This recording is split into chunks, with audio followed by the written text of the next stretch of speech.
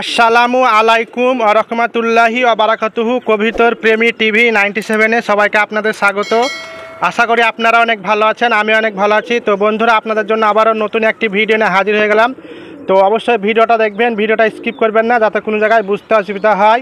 Pigeons diphtheria treatment part 5, কবিতরের ডিপথেরিয়া চিকিৎসা পর্ব 5 এবং এই রোগের চিকিৎসা কীভাবে করবেন আজকে এই নিয়ে আলোচনা করব, আর এই রোগের প্রতিরোধ কীভাবে করবেন। তো আমি ভিডিওটা শুরু করছি, আপনারা কবিতাটা খাওয়া দেখুন। 1 নম্বর কারণ হলো 1 লিটার পানিতে 1 ml এরিথ্রোমাইসিন মিশিয়ে 5 থেকে 7 দিন ধরে দিনে একবার করে খাওয়াবেন।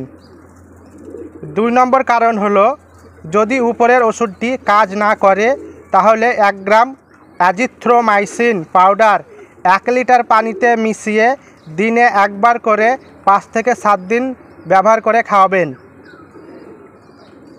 এই রোগের প্রতিরোধ কিভাবে করবেন? 1 নম্বর কারণ হলো কবিতরের খাবার এবং পানির পাত্র নিয়মিত জীবাণুমুক্ত করবেন।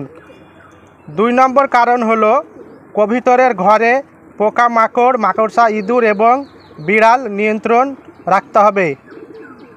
3 নম্বর কারণ হলো কবিতরের ঘর পরিষ্কার এবং জীবাণুমুক্ত রাখতে হবে। 4 নম্বর কারণ হলো কবিতরের ঘরে ঢোকার আগে বা বাইরে থেকে কোনো জায়গা থেকে আসার আগে এক আলাদা জুতো, জামা কাপড় ব্যবহার করবেন, যাতে কবিতরকে এই ভাইরাসে আক্রান্ত না করতে পারে।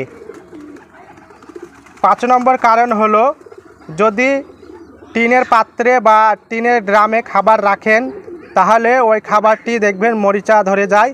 তো অবশ্যই ওই খাবারটি সরিয়ে ফেলবেন এবং আপনাদের কবিতরকে খাওয়াবেন না।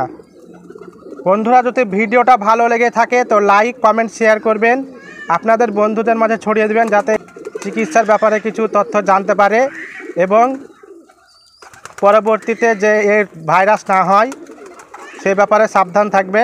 তো আজকের মতো ভিডিওটা এখানে শেষ করলাম। আল্লাহ হাফিজ, সবাই ভালো থাকবেন।